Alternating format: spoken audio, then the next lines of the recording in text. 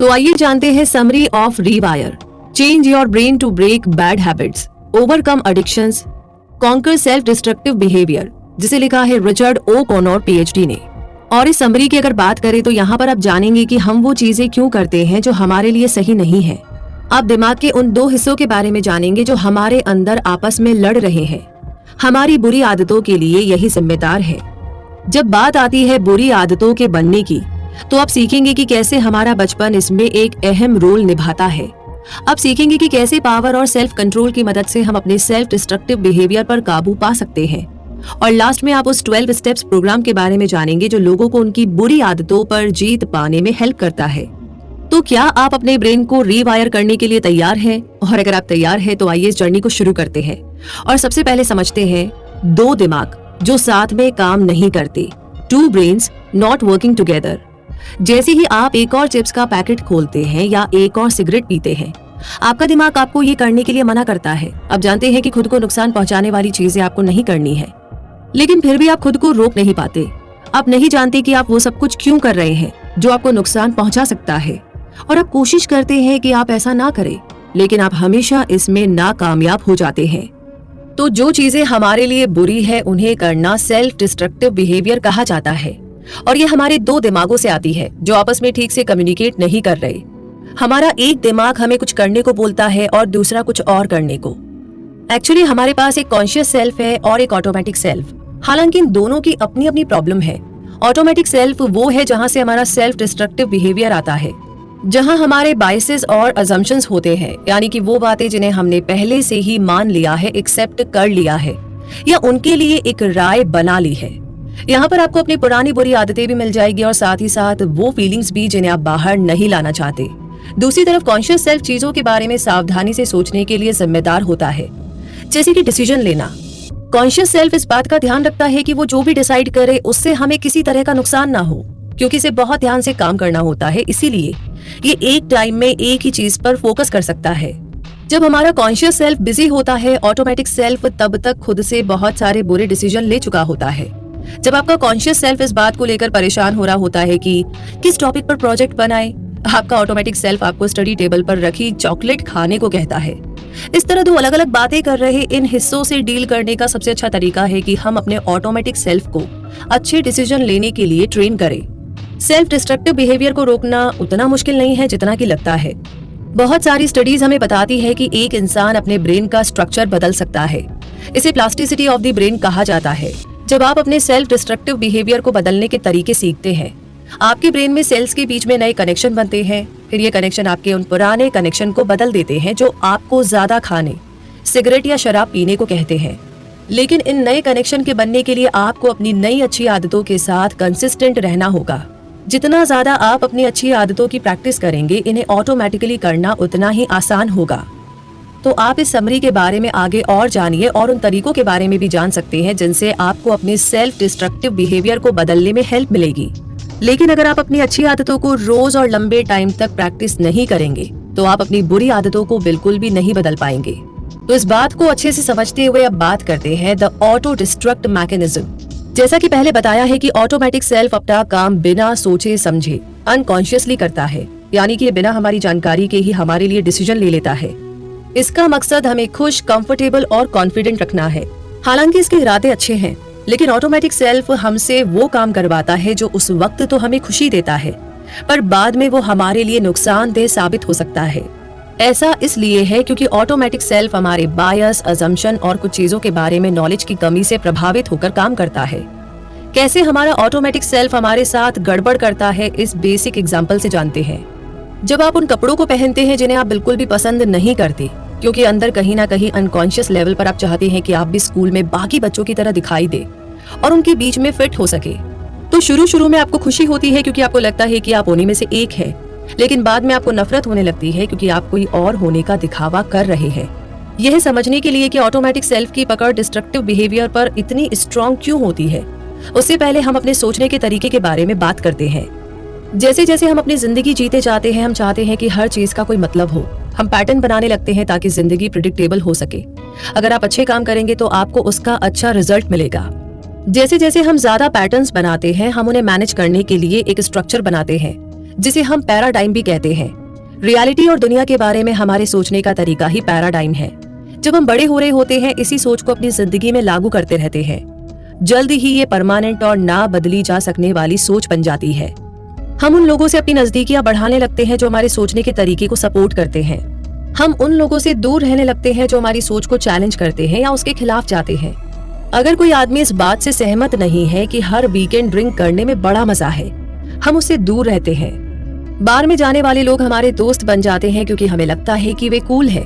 हमारे परिवार वाले और दोस्त हमें बताते हैं कि वो हमारी हरकतों की वजह से बहुत ही चिंतित है। हम उनकी हाँ में हाँ मिला देते हैं, लेकिन उनकी बात को सुनते नहीं है क्योंकि हम अपनी सोच के बारे में कॉन्शियस नहीं है। हमारे कॉन्शियस सेल्फ को हमारी प्रॉब्लमेटिक सोच को ठीक करने का मौका ही नहीं मिलता।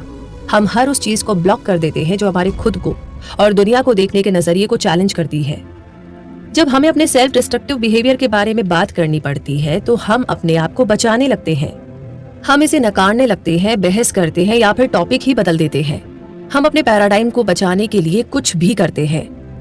अगर आप चाहते हैं कि आप अपने गलत पैराडाइम के बारे में अवेयर रहे तो एक डायरी रखना अच्छी शुरुआत हो सकती है। अक्सर हम उन फैक्ट्स और इवेंट्स को नकार देते हैं जो हमारी उम्मीद के मुताबिक नहीं होती। इसका मतलब है कि हम खुद को सही मानते हैं और बाकी दुनिया को गलत। इसलिए जब आप अगली बार किसी बात को लेकर के निराश हो, परेशान हो, तो इसे अपनी डायरी में नोट कर ले। सबसे पहले उस बात को लिखे जिसके होने की आपको उम्मीद थी, फिर जो असल में हुआ उसे लिखिए, फिर इस बारे में जो भी आपके गलत बिलीव्स है यानी जो आप सोच रहे हैं उन्हें नोट करें, फिर अपने गलत सोच से निकाले गए रिजल्ट को लिखें और लास्ट में ये जानने की कोशिश करें कि आप क्या अलग कर सकते थे। एग्जाम्पल के लिए आपको अपने स्कूल रिपोर्ट में अच्छा करने की उम्मीद थी, लेकिन असल में हुआ क्या कि आप इसे टालते रहे और जिसका रिजल्ट आपका काम बहुत ही एवरेज रहा। तो यहाँ पर आपके बायस पैराडाइम ने सोचा कि आप अपनी रिपोर्ट बहुत जल्दी बना सकते हो। फिर आप ठान लेते हो कि अगली बार जब आपको रिपोर्ट बनानी होगी आप उसे टालेंगे नहीं और उस पर समय रहते काम करना शुरू कर देंगे। इसी के साथ आगे बढ़ते हैं और बात करते हैं वेविंग द रेड फ्लैग। बच्चे अक्सर रोकर या नखरे दिखाकर अपनी ओर ध्यान खींचते हैं। वे अपने माता पिता की अटेंशन चाहते हैं और रोना इसे पाने का सबसे असरदार तरीका है। नखरे करना भी एक अच्छा तरीका है अपनी मनपसंद चीज को पाने का। अडल्ट जिनमें सेल्फ डिस्ट्रक्टिव बिहेवियर होता है वे अक्सर अटेंशन पाने के लिए नखरे दिखाते हैं। जरूरी नहीं कि वह मॉल के बीच में रोने या पैर पटकने लगे, लेकिन वो अटेंशन चाहते हैं। जैसे बुल फाइट में प्लेयर रेड फ्लैग दिखाकर बुल का ध्यान अपनी ओर खींचता है, वैसे ही अडल्ट लोग भी रेड फ्लैग दिखाते हैं और ऐसी चीजें करते हैं जिससे दूसरे लोगों का ध्यान उन पर जाता है। जाहिर सी बात है ये सब कुछ अनकॉन्शियसली होता है, लेकिन कहीं ना कहीं जाने अनजाने ये लोग चाहते हैं कि कोई उन्हें नोटिस करे और उन्हें रोके। आमतौर पर ये लोग जो सेल्फ डिस्ट्रक्टिव बिहेवियर के जरिए अटेंशन पाना चाहते हैं, इनका बचपन सही परवरिश से नहीं गुजरा होता है। उनके माता पिता ने उन्हें सेल्फ कंट्रोल के बारे में नहीं सिखाया होता है, इसीलिए वे ऐसी हरकत करते हैं। शायद उनके माता पिता ने उन्हें कभी सही राह नहीं दिखाई होगी और उनके इस बिहेवियर को बढ़ावा दिया होगा।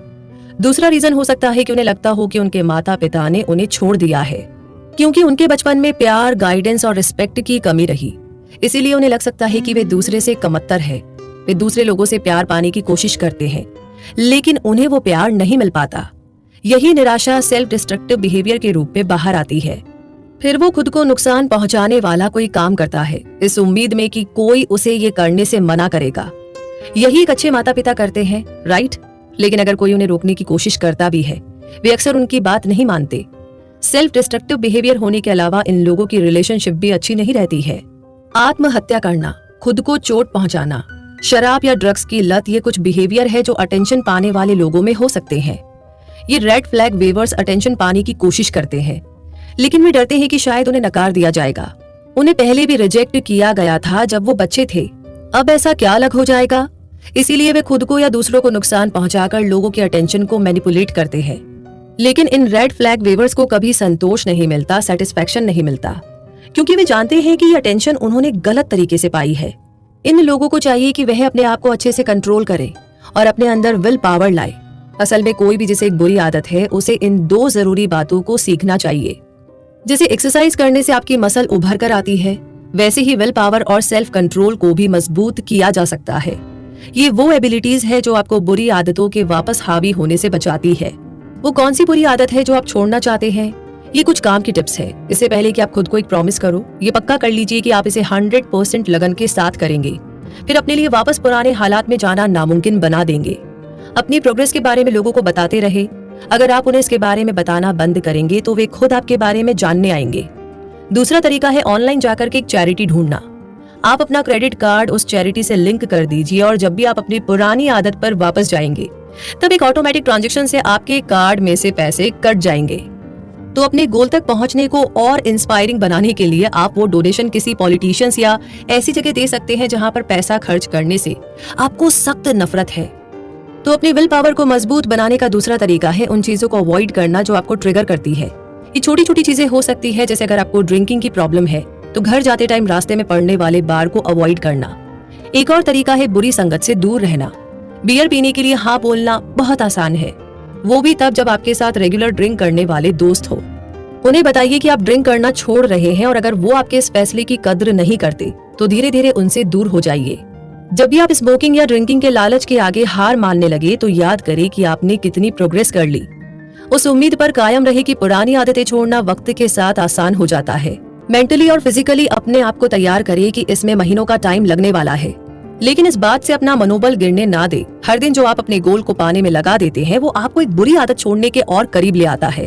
तो इस पॉइंट को समझने के बाद अब बात करते हैं यू आर हुक्ड एडिक्शंस, यानी कि जब आपको किसी चीज की आदत लग जाती है तो आपके पास कोई सेल्फ कंट्रोल नहीं होता। या तो आप किसी चीज के आदी हो जाते हैं या फिर एक खास तरीके से बिहेव करने के, बहुत ज्यादा खाना या बहुत कम खाना, बिना सोचे समझे खरीदारी कर लेना और अनसेफ सेक्स करना बुरी आदतों में शामिल है। आप एडिक्टेड है ये आपको तब पता चलता है जब आपको वो चीज किसी दिन नहीं मिलती। अगर आप उसे करना बंद कर देते हैं तो आपको नींद न आना, गुस्सा और बेचैनी जैसे लक्षण महसूस होते हैं। आपको लगता है आप जब मर्जी अपनी बुरी आदत को छोड़ सकते हैं, लेकिन आप कभी छोड़ते नहीं। इस तरह आप खुद को बेवकूफ बना रहे होते हैं कि कंट्रोल आपके हाथ में है। तो सबसे पहली बात तो ये है कि लोगों को किसी चीज या बिहेवियर की आदत पड़ती ही क्यों है। शराब जैसी चीज की आदत पड़ने को आसानी से समझा जा सकता है। शराब आपको अच्छा फील कराती है, इसके कारण आप खुल जाते हैं और जब आप नशे में होते हैं तो आपका टाइम अच्छा बीतता है। जब शराब आपकी बॉडी से निकल जाती है तो आप चिड़चिड़े और बोर होने लगते हैं, इसीलिए आप अच्छा फील करने के लिए ड्रिंक करते रहते हैं। दूसरी तरफ ड्रग्स आपके दिमाग में जोरदार तलब पैदा करती है। ड्रग्स जैसे कि कोकेन और तंबाकू जैसी दूसरी चीजें दिमाग के उस हिस्से को एक्टिवेट करते हैं जो हमें मजा और खुशी देता है। जब ये एक्टिवेट होता है तो डोपामिन नाम का एक न्यूरोट्रांसमीटर रिलीज होता है। ये न्यूरोट्रांसमीटर उस इंसान को अच्छा फील कराता है। आप समझ सकते हैं क्यों एक ड्रग एडिक्ट ड्रग्स से चिपक जाता है, उसे छोड़ नहीं पाता। जितने लंबे टाइम तक एक इंसान ड्रग्स यूज करता है उसके दिमाग के प्लेजर सेंटर को उतना ही नुकसान होता है। अगर ये डैमेज हो जाता है तो इसका मतलब है कि आपको अच्छा फील करने के लिए और ज्यादा ड्रग्स चाहिए होगा। उसी दौरान आपकी बॉडी के दूसरे पार्ट्स जैसे कि आपका लीवर भी ड्रग्स के कारण खराब होना शुरू हो जाता है। आपके अपने परिवार और दोस्तों के साथ रिश्ते भी बिगड़ने लगते हैं। अपनी नशे की जरूरत के सिवा अब आप किसी और चीज की परवाह नहीं करते। तो आप एडिक्शन से कैसे छुटकारा पा सकते हैं? तो यहाँ पर ऑथर कहते हैं कि सबसे पहले आपको अपने साथ ऑनेस्ट यानी कि ईमानदार होने की जरूरत है। आपको ये एक्सेप्ट करना होगा कि आप एडिक्टेड हैं और आप खुद पर कंट्रोल नहीं कर पा रहे। उन लोगों के ग्रुप को ज्वाइन करना एक बड़ी हेल्प हो सकती है जो खुद इससे लड़ रहे हैं। ये याद रखें कि आप अपनी जिंदगी फिर से बना रहे हैं। ऑथर को 12 स्टेप प्रोग्राम की इंस्पिरेशन एल्कोहलिक एनोनिमस नाम की ऑर्गेनाइजेशन से मिली। आपको इस प्रोग्राम के रूल्स को फॉलो करना चाहिए ताकि आप अपनी जिंदगी बदल सके। ये आसान नहीं है, कुछ दिन ऐसे भी होंगे जब आप हार मानने लगेंगे, लेकिन ये 12 स्टेप प्रोग्राम आपको हर तरह से हेल्प करेगा। इन स्टेप्स को फॉलो करने से पहले ये पक्का कर ली कि आपके पास एक सपोर्ट ग्रुप हो। अगर नहीं है तो कोई ऐसा इंसान ढूंढे जैसे कि एक थेरेपिस्ट या एक दोस्त जो आपकी मदद कर सके। सिर्फ अपनी खुराक पाने के लिए एडिक्शन आपसे वो सब कराएगी जो आप नहीं करना चाहते। झूठ बोलना, धोखा देना, यहाँ तक कि आप चोरी भी करने लगेंगे। एडिक्शन से जंग जीतना बहुत ही तकलीफ से भरा काम और मुश्किल होगा, लेकिन ये जान ली कि अगर आपने इसे पार कर लिया तो आपकी जिंदगी बदल जाएगी। पहला है कि जैसे पहले भी बताया गया है कि आपको स्वीकार करना है कि आप एडिक्टेड हैं। इस भ्रम को तोड़ दे कि आप कंट्रोल में हैं और कभी भी इसे छोड़ सकते हैं। अगर आप बार बार खुद को यही यकीन दिलाएंगे तो आप कभी भी असल में उसे छोड़ नहीं पाएंगे। दूसरा है कि इसे एक एक दिन के हिसाब से करें, दोहराए और अपने मकसद पर भरोसा करें।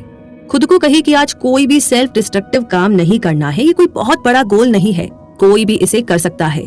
तीसरा है ये मान ले कि आगे मुश्किल दिन भी आएंगे, उस वक्त के लिए खुद को तैयार करें जब आप कोई सेल्फ डिस्ट्रक्टिव काम किए बिना नहीं रह पाएंगे, चाहे कितना ही लुभावना क्यों ना लगे। इस विचार के साथ आप खुद को रोक कर रखें कि ये वक्त बीत जाएगा। इस बारे में सोचते रहे कि अगर आप अपने पुराने तौर तरीकों पर वापस ना जाए तो कितना अच्छा होगा। नंबर 4 है अपने मोरल्स पर वापस जाए। स्वीकार करें कि आपके सेल्फ डिस्ट्रक्टिव बिहेवियर ने आपसे बहुत बुरे काम करवाए हैं। हाँ, ये आपके एडिक्शन के कारण हुआ है, लेकिन इसे एक बहाना ना बनाए। ठान लीजिए कि अब से आप ऑनेस्ट रहेंगे, ईमानदार रहेंगे। नंबर 5 है उन लोगों से माफी मांगे जिन्हें आपने किसी भी तरीके से नुकसान पहुंचाया हो। ये चौथे स्टेप से जुड़ा है और ये आपको एक बेहतर इंसान बनने में मदद करेगा। नंबर 6 पर है बदले में उनके साथ अपना टाइम शेयर करें। एक दिन के लिए किसी बूढ़े इंसान का साथी बने या लोकल बीच की सफाई करें। अच्छे काम करने से आपको अच्छा फील होगा, इससे दुनिया में पॉजिटिविटी भी बढ़ेगी। नंबर 7, माइंडफुल एक्टिविटीज की प्रैक्टिस करें। माइंडफुलनेस का मतलब है अपने रिएक्शन और बिहेवियर को लेकर के कॉन्शियस रहना। जब आप खुद के बारे में माइंडफुल होते हैं तो आप देख सकते हैं कि आप क्या गलत कर रहे हैं। यहाँ से आप अपनी गलतियां सुधार सकते हैं। नंबर 8, बार बार उस सोच को दोहराए कि you can fake it until you make it. Alcoholic anonymous जैसे बड़े और फेमस ग्रुप भी इस सोच को अपनाते हैं। अगर आपने अभी शुरुआत की है तो आप मीटिंग्स अटेंड करते रहिए, मोटिवेशनल लाइंस को दोहराते रहिए और अपने इस फ्लो को बनाए रखें। जैसे जैसे आप इसे बार बार करते रहेंगे ये आपके डेली रूटीन का हिस्सा बन जाएगा। एक दिन आखिरकार आप कह पाएंगे कि आप पहले एडिक्टेड थे, लेकिन अब आपने इससे छुटकारा पा लिया है। इन स्टेप्स को फॉलो करते रहे, भले ही कभी कभी आपको इन पर भरोसा ना हो। नंबर 9 है अगर आपके पास कोई सपोर्ट ग्रुप नहीं है तो एक स्पॉन्सर तलाशे। स्पॉन्सर वो होता है जिसे आप अपनी रिकवरी के दौरान सब कुछ बताएंगे। वो आपको बिना किसी जजमेंट के सुनेंगे, लेकिन वे आपको सच भी बताएंगे, चाहे वो कितना ही कड़वा क्यों ना हो। नंबर 10 है कि अगर आपके पास कोई स्पॉन्सर ना हो तो अपने पास एक डायरी रखे। इसमें हर दिन के अपने एक्सपीरियंस को लिखे या फिर अपना वीडियो बनाए। अपनी फीलिंग्स को एक्सप्रेस करें और बताएं कि आपको ये अच्छे दिन कैसे लग रहे हैं या क्रेविंग कितनी ज्यादा हो सकती है। नंबर 11 है कि अपने शॉर्ट टर्म गोल पर ध्यान दीजिए, लेकिन अपने लॉन्ग टर्म गोल को भी याद रखें। हालांकि रोज थोड़ा थोड़ा करने से आपको बहुत मुश्किल नहीं लगेगा, लेकिन अपने लॉन्ग टर्म गोल पर नजर रखना भी जरूरी है। हर वो दिन जब आप खुद को सेल्फ डिस्ट्रक्टिव रास्ते पर वापस जाने से रोकते हैं, ये आपके ब्रेन के लिए एक मौका होता है खुद को रीवायर करने का। धीरे धीरे आपका ब्रेन खुद को इस तरीके से ढाल लेगा कि वो किसी नशीली चीज या बुरे बिहेवियर पर डिपेंडेंट नहीं होगा। जैसे जैसे आप आगे बढ़ते जाओगे अपनी एडिक्शन से दूर होना उतना ही आसान हो जाएगा। और आखिरी में नंबर 12 है कि प्रैक्टिस करते रहे। बार बार दोहराना ही सबसे जरूरी है। बुरी आदतों ने आपके दिमाग में कनेक्शन बना लिए हैं, तो हर रोज अच्छी आदतों की प्रैक्टिस करें और उन्हें बार बार दोहराए ताकि नए कनेक्शन जल्दी और मजबूत बन सके। और इसी के साथ हम पहुंच गए हैं इस समरी के कंक्लूजन तक। तो भाई मुद्दा मामला ऐसा है कि आपने सीखा कि क्यों आप वो चीजें करते हैं जो आपके लिए अच्छी नहीं है, और इसके लिए कैसे आपके दो माइंड जिम्मेदार है जो आपस में लड़ रहे हैं। कॉन्शियस सेल्फ वह माइंड है जो आपके लिए सावधानी से डिसीजन लेता है। इसे आपके बहुत सारे डिसीजन पर काम करना होता है, इसीलिए ये धीरे धीरे लेकिन ध्यान से काम करता है। दूसरी ओर ऑटोमेटिक सेल्फ बिना सोचे समझे डिसीजन ले लेता है। ये तुरंत रिएक्ट करता है और इसकी परवाह नहीं करता कि आपके लिए क्या अच्छा है और क्या बुरा। तो आप उन चीजों को करने से खुद को कैसे रोक सकते हैं जो आपके लिए सही नहीं है। आपको अपने ऑटोमेटिक सेल्फ को अच्छी चीजें चुनने के लिए ट्रेन करना होगा। ये पॉसिबल है क्योंकि हमारा ब्रेन फ्लेक्सिबल होता है। इसका मतलब है कि ब्रेन अपना स्ट्रक्चर, आप कैसे सोचते हैं और आप क्या क्या करते हैं, उसके अनुसार बदल लेता है। आप असल में अपने ब्रेन को रीवायर कर सकते हैं। आपने सीखा कि ऑटोमेटिक सेल्फ बिना सोचे काम करता है क्योंकि इसका एक ही मकसद है, आपको खुश, कॉन्फिडेंट और कंफर्टेबल रखना। इससे फर्क नहीं पड़ता कि आपको खुश करने के ये तरीके गलत और सेल्फ डिस्ट्रक्टिव है। आपने सीखा कि अपने अंदर विल पावर और सेल्फ कंट्रोल डेवलप करने से बुरी आदतों से लड़ने में हेल्प मिलती है। ये बहुत मुश्किल हो सकता है क्योंकि बुरी आदतें बचपन से ही शुरू हो जाती है, लेकिन खुद से प्रॉमिस करें कि आप बदलेंगे। 12 स्टेप प्रोग्राम की मदद से आप छोटे छोटे स्टेप लेकर अपनी इच्छा और तलब को रोक सकते हैं। खुद को सुधारने के लिए आपको बहुत मेहनत करनी होगी। बुरी आदतों की जड़ें आपके दिमाग में बहुत गहरी बैठी हुई है, लेकिन आपको बेहतर बनना ही होगा। अच्छी आदतों की रोज प्रैक्टिस करके आप अपने ब्रेन को रीवायर कर सकते हैं और अपनी बेहतरी के लिए बदल सकते हैं। आप अपने अंदर के राक्षस को हरा सकते हैं और दूसरे लोगों को भी इसके लिए इंस्पायर कर सकते हैं। जितना आप सोचते हैं आप उससे बहुत ज्यादा स्ट्रॉन्ग है। एक एक दिन करके आगे बढ़ना शुरू करें। और लास्ट में बुरी आदतें, डिस्ट्रक्टिव बिहेवियर और एडिक्शन आपके अतीत का हिस्सा बनकर पीछे छूट जाएंगे। तो इसी के साथ ये समरी यहीं पर कंप्लीट होती है। इस समरी के बारे में अपनी राय हमें जरूर बताएं कमेंट बॉक्स में लिख करके कि कैसी लगी आपको ये समरी, कौन सी बात या कौन सा मेथड या कौन सी टिप आपको एकदम टच करे।